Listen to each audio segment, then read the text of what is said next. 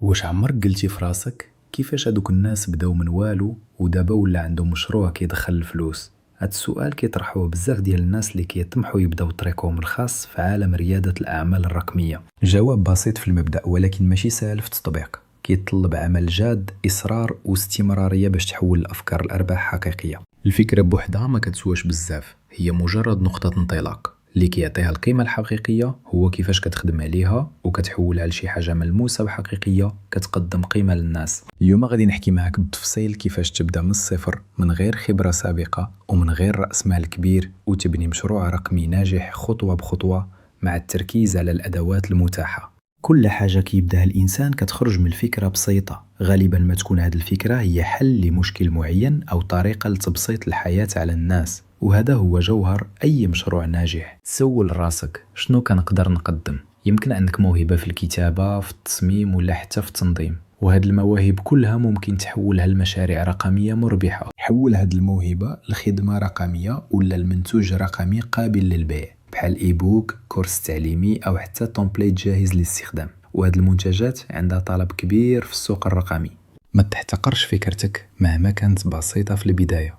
بزاف ديال المشاريع الكبار اللي كنشوفوها اليوم بدات من فكرة صغيرة بزاف وتطورت مع الوقت والإصرار. الفكرة زوينة ومهمة، ولكن القيمة الحقيقية كتجي بالتطبيق الفعلي. هنا كيدخل الذكاء الاصطناعي اللي غادي يختصر عليك الطريق ويسهل عليك بزاف ديال المهام.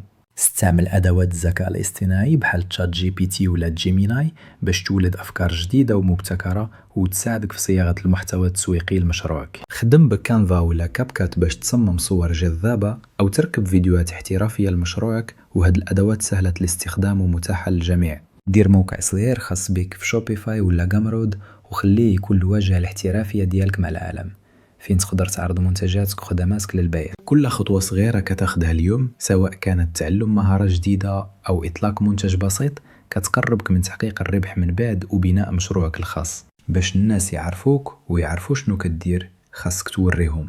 خدم على حضورك الرقمي بشكل فعال ومستمر باش توصل لأكبر عدد ممكن من الجمهور. أنشر محتوى بانتظام على منصات التواصل الاجتماعي. حكي قصتك الشخصية، وري كيفاش كتخدم وشنو هي الإضافة اللي كتقدمها للناس. الفيديوهات القصيرة كتجلب الانتباه بسرعة وفعالية، والمحتوى القيم والمفيد كيبني الثقة بينك وبين جمهورك على المدى الطويل.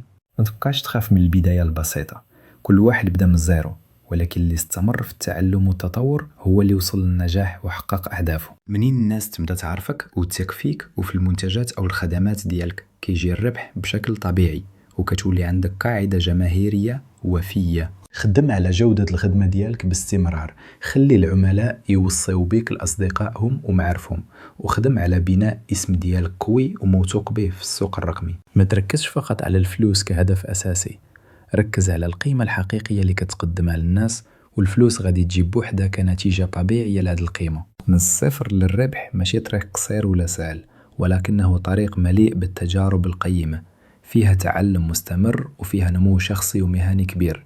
خدم بذكاء ماشي بالزربة، استغل الأدوات الرقمية المتاحة لك وتعلم كل نهار حاجة جديدة باش تبقى مواكب للتطورات في عالم الأعمال الرقمية. النجاح الرقمي اليوم مفتوح لكل واحد عنده نية صادقة وإصرار قوي على تحقيق أهدافه بغض النظر عن خبرته أو رأس ماله الأولي.